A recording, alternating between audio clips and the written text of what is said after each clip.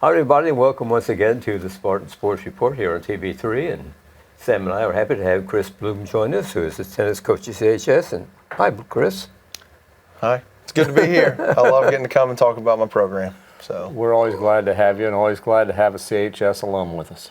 Yeah, we want to hear about your program. First of all, how are the Spartans doing? Right now we're 6-2 on the season.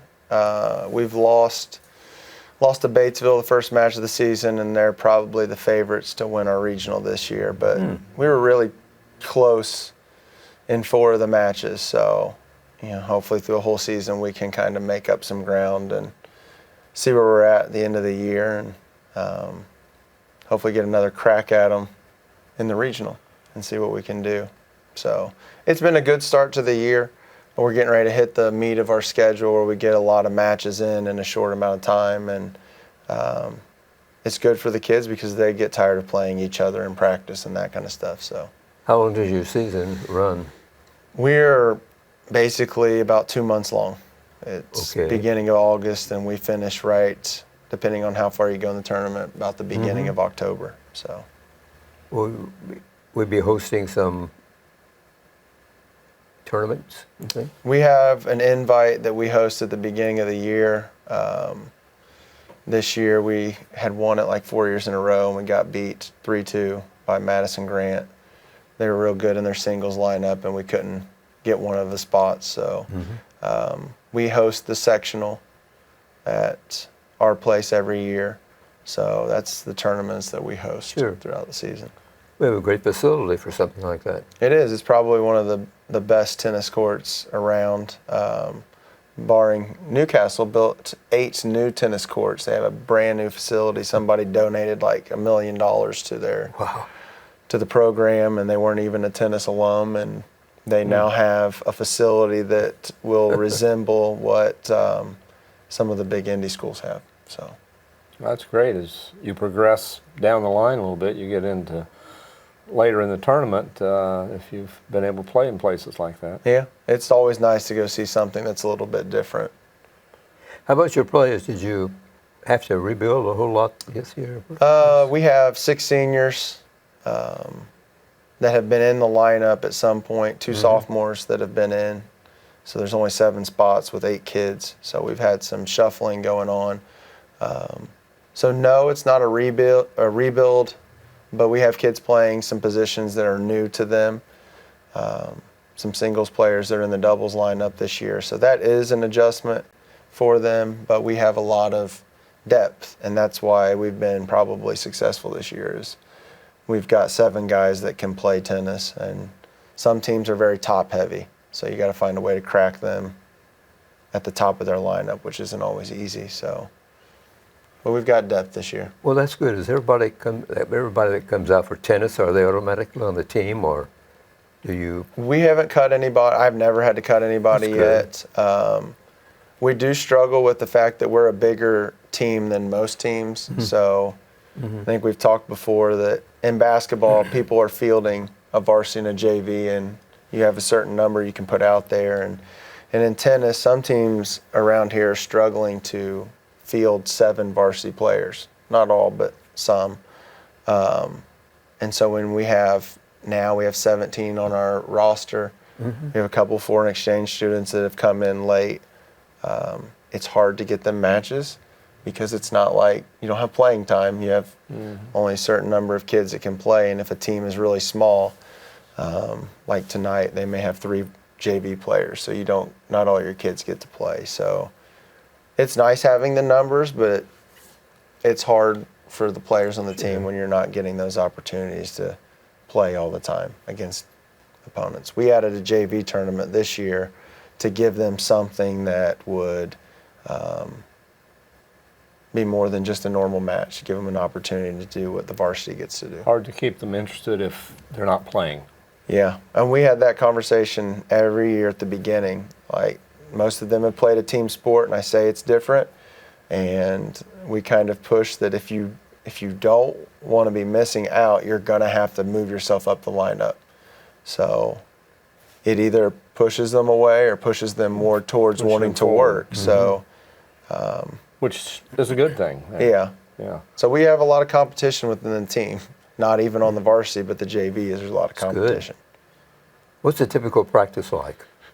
We try to spend a lot of time, if we can, working individual with kids and kind of seeing which kids need certain things with their forehand or maybe their volley or serve. And we try to spend time in small groups with that. So we kind of mix while some kids play, some kids are working with the coaches, and then we kind of flip-flop that with our varsity. The JV doesn't get as much of that. They're usually spending time playing each other, and then time at the end, some of the coaches, we get over to them to work with them. But that's the majority of practice, is just trying to add to their skill set as much as possible. But recently we've had a lot of play and practice where we've had challenge matches and things like that. So it can kind of take away from what you need to do, working on positions and things like that. But the competition is always good to How long does a practice session usually last? We usually practice a couple hours. Towards the end of the season here, we'll kind of keep cutting back a little bit to get them fresh and not on the court as much so that they aren't dragging by the end of the season. What's it take to be a good tennis player? More work than people think. I say this and most people don't believe me, but I believe that to play at the high level of tennis, it takes more skill than most of the main team sports. You have to be able to play offense and defense, and you have to be able to do a little bit of everything in tennis if you want to be good. I mean, in basketball, I could be a good rebounder and really impact a game. I could be a good defender and impact the game. I think you were a good shooter is what I recall. So we would say in tennis that would translate to being able to hit a big forehand probably and hit winners or serve well. And so if you're off in areas, most players that are good can find that weakness and keep picking at it. And so you're on your own. Yeah, it's you and your opponent. And it mentally tests every player that I've ever had in a way that they've never probably been tested. So that's why I like tennis. I think that it grows those that are in the sport mentally more so than just physically, because they're on their own and they have to bring it, or they're going to have an opponent that comes after them. So be a confidence builder. Yes, that's what we try to push it as, is it builds your confidence for every sport that they play. If they can own it on the court with them, or even if they just have a partner in doubles, if you can own that in a 5-player setting or 11 on in other sports, things like that, you're going to be very successful because you have confidence in what you can do.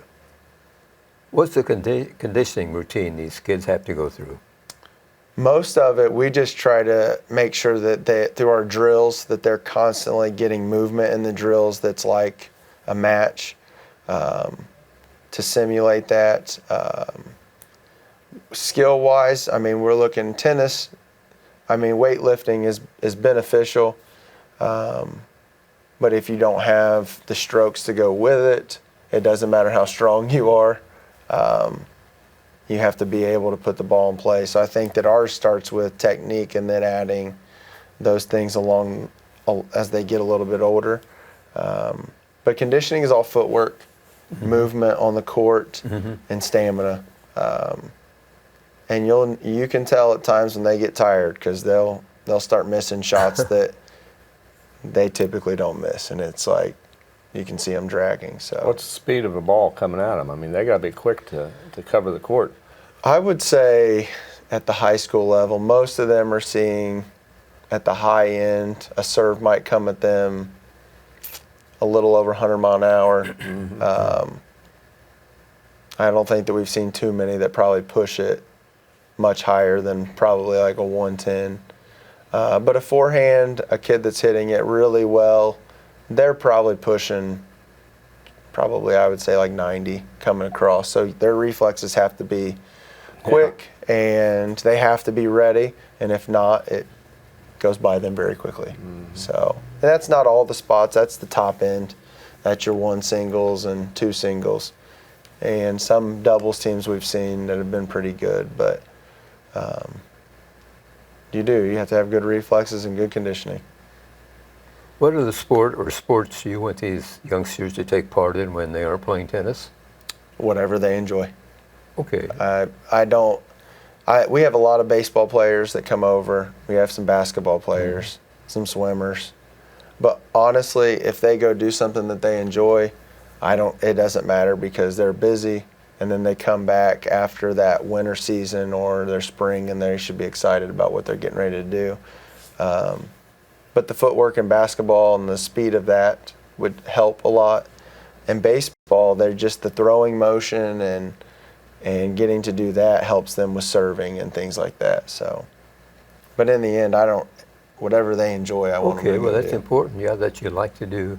You're happy to do what you're doing. Yeah, Yeah.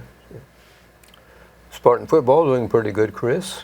they are. I think everybody's excited in the town about the success that they're seeing, and they should be. 3-0, pretty good for the season so far. Yeah, hopefully they can keep rattling them off. Sam, you were at a ball game I was Friday. down at Greensburg, game that went into overtime. Terrific game. Once again, like the week before, come from behind victory. Pretty dramatic come from behind, down 8 with I Yes. forget how much time was left. Not much, 30-some seconds, I think. Yes. And able to get the touchdown and then to get the 2-point conversion to tie it up. And I think the wind kind of came out of the sails of Greensburg at that time. The Pirates ship got stalled. But, just a lot of fun. Gavin had 5 touchdowns, 4 of them in the air and 1 rushing, and plus that 2-point conversion. It's just a great performance by everybody, and it just seems like this year there's just a different attitude with these kids, and I think maybe it starts at the top with Coach Lynch. I mean, he's walked the walk with them. He's a 3-sport athlete, and I think, if my memory serves me, that the year we beat Carmel, he was quarterbacking the team then, so he knows what it takes, I think, to be successful. Seems like the kids have got a way before me attitude. They do, and I've mentioned it before on the back of their undershirts. It says respect right down their spine, and you got to give respect to get respect, and I think that's what we're seeing out of this group of kids. Having a great season. Got South Dearborn coming up. Yeah, they come in 3-0. Right. And I understand pretty big and physical. But the good news is it's at home at Spartan Field, which That's right. At home crowd, we had a tremendous crowd down at Greensburg. The week before, we had a tremendous crowd at Franklin County. The kids are showing up, and they're having a lot of fun, and it's just fun to watch them as well, the players' peers that come as fans. So. Final score Friday was 42-35. Here's some highlights of the game. See, TV3 was at the ball game with the Spartans, so let's watch that right now. Another great night, Fran, for football. A little overcast at times, but nice night. All in all, we've been lucky with the weather so far. Hope it continues. The Greensburg got a nice team. They got Division I player, their quarterback, going down to play for the Hoosiers. Now, when he plays for them, I'll be for him. But the other night I wasn't, of course. But defensively, I think our kids are playing so well on both sides of the ball, Fran. Sounds like it, yes. They have to be doing so well. Chris, you were there the other night, or? No, I watched it on TV3. YouTube. Yeah. Yeah. So, Spartans, much like other games, the game at Franklin County, they seemed to trail, although they took advantage coming out of the locker room at halftime. They deferred, and I think that paid off for them as well. But The Spartans are getting some breaks, aren't they? And they're taking advantage of them. That's the important thing. Yeah, they're when there's penalties, it seems like that they use that to their advantage. Yes. Although they've been penalized several times sure. themselves as part of the game. But just a new enthusiasm.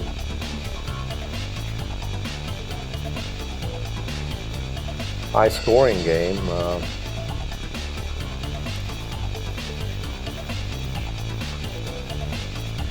We'll see. This Friday night when South Dearborn comes, I'm looking for the excitement that's in town about this team. I'm looking for a capacity crowd out there. Well, I would think so, yeah. What is the capacity at CHS Field? You know, I don't know. I've never heard I the don't official know. time. You know, we talk about the bowl all the time. I don't Officially listed at 5,847. Right. I don't know what. So Spartans with their back to the wall there with Yes. about 30 seconds to go.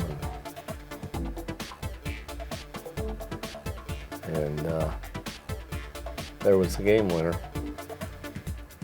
Well, yeah, it sure was the game winner.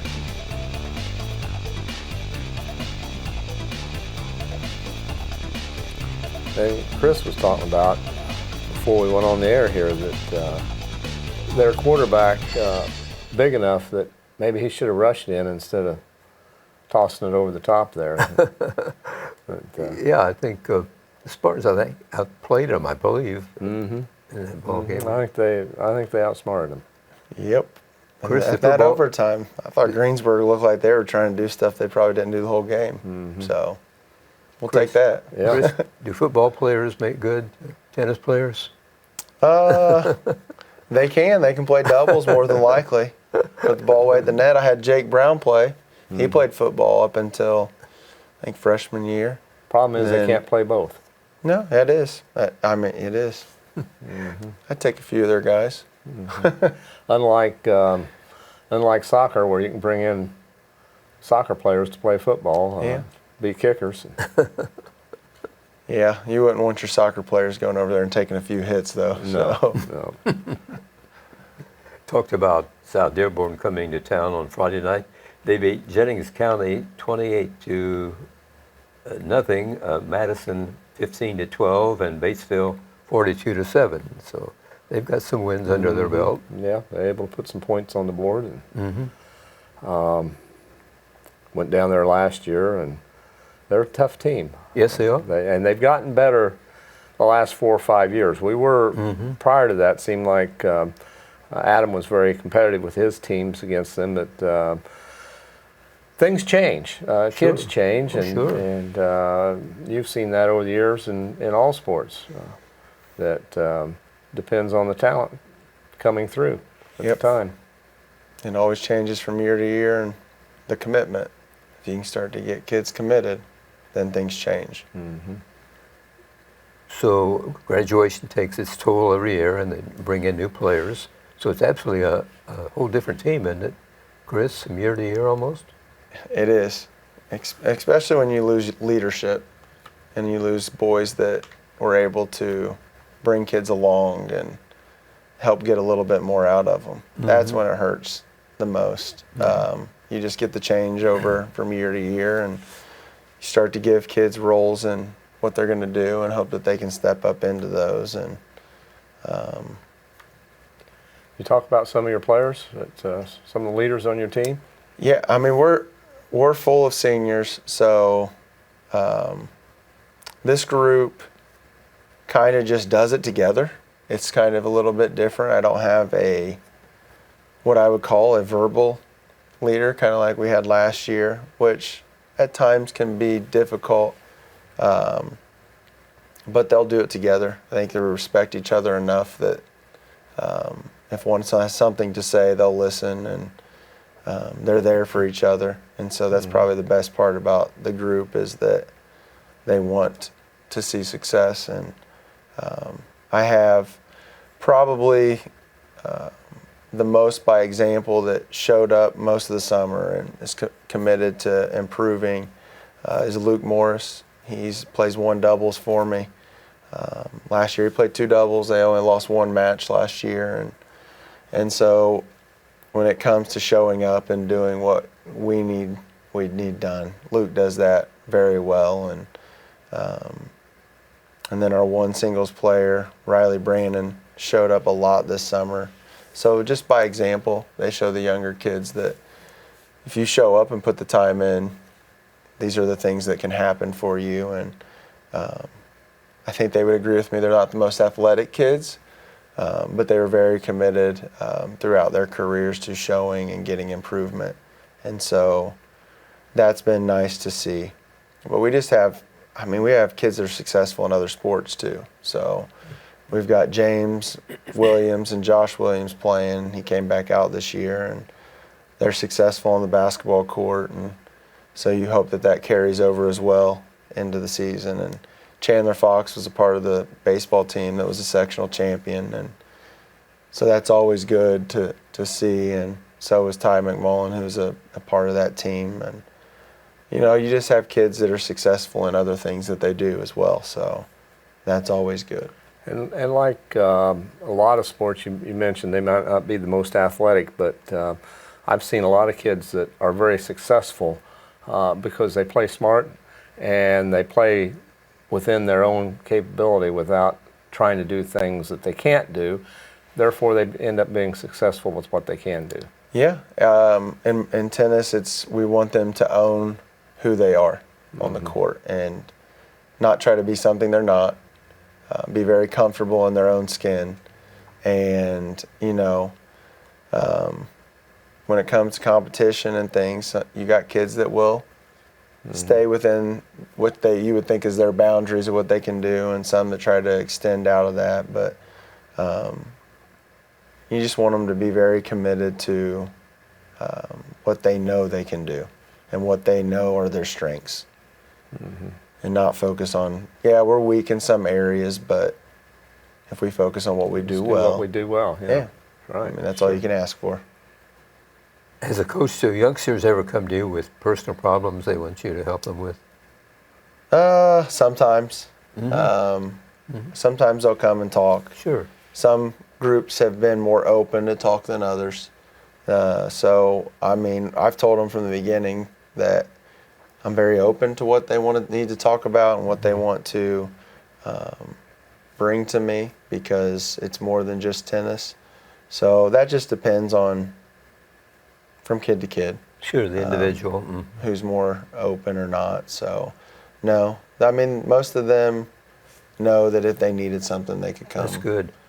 Who helps you coach, Chris? Oh, I have 3 other people that are helping this year, which is nice. Bill Wilhoit has helped me.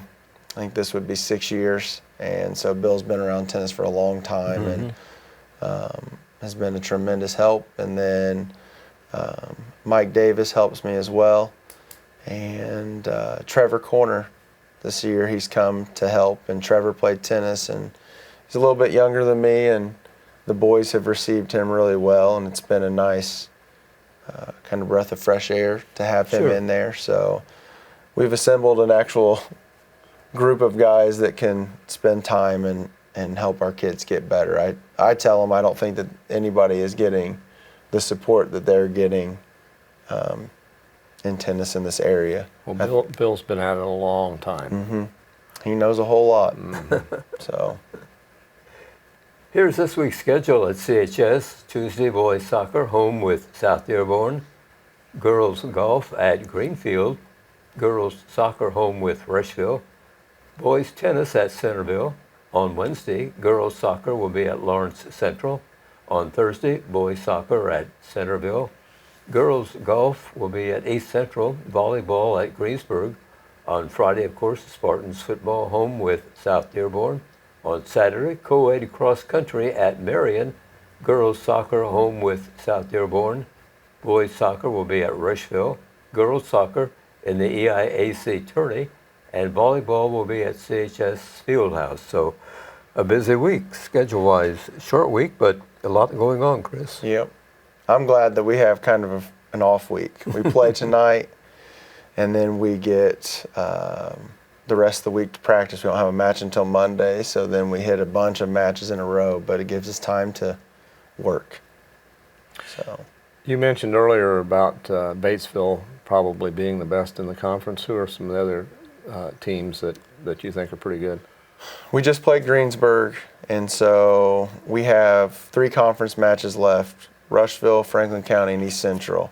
And if we can do what we're capable of based off of results in other matches, we will play East Central for second in the conference if we can take care of beating Franklin County and Rushville, which are not gimmies by any means, but if you look at results of other matches, you would hope we could take care of those. And it'll be a very tight match. We think that it'll probably go 3-2 either way, which will be very close. So it's basically Batesville, us in East Central, and then Greensburg after that. And come tourney time, you say we host it. Correct me if I'm wrong. Us, Rushville, Franklin County, and Union County. Is that? Yes, it's what's just been year in, year out. Yep. Union County finally has a team again this year, so That's good. that should be the ones that are back in. They had brought Oldenburg into our sectional for a year to fill, so hopefully it stays the way that it's been. Good. Good. Should be an exciting tourney. It should be. We're Yeah. excited. The winner here goes, We go to Richmond, okay, and so the 4 sectionals that feed into that are Newcastle sectional, the South Dearborn sectional that has Batesville in it, and Richmond sectional. So you might get to see Batesville again, or Yeah. somebody may knock them off Yeah, before you never know. Before you do. You never know. Yeah. We're prepping to be hopefully a part of a big match like that. So Chris, how long have you been tennis coach at CHS? this is my 7th year of coaching. Doesn't feel like 7, but this is my 7th. You've had some great seasons. Yeah. A lot of good players have gone by you, and you've coached. Yeah, the program's growing. This year we had 127 kids come to camp, K through 9th grade. So it's growing and getting a lot better, and our players are getting more skilled. And so we can kind of hope that tradition continues, and we can be one of the teams that everybody knows. Sure. It's going to take a lot to beat us when we step on the court. Is there a middle school team? Yeah, we have a middle school team now. I think they have about 12 kids on the team, if I'm not mistaken, and we have 8 boys in that, 8 or 9. They could be very good tennis players by the time they get through high school. Yes. And we've got some younger ones that are looking to play tennis, so I'm excited about the future of Spartan tennis. A lot of good young men coming through. Great. They play at the CHS courts? Yep. Good. For now. Maybe we can convince somebody to build us a new big 8-court They facility. don't have an extra million or something. Yeah, don't they? maybe somebody has some laying around. I don't know. With Newcastle getting a new one, I'm surprised that at regional hadn't been moved to Newcastle. They just got it, so there I was bet they'll be- probably a I'll be- possibility they'll that probably be this bidding for starts that. to shift. Mm-hmm. So, be interesting. Chris, thanks a lot for joining us here today, bringing us up to date on the tennis program at CHS. Thanks for having me. Yeah, best wishes tonight in your match at Centerville. Thank you. Centerville, pretty good? Yeah, it'll be a really good match. That's It good. always is. That's good.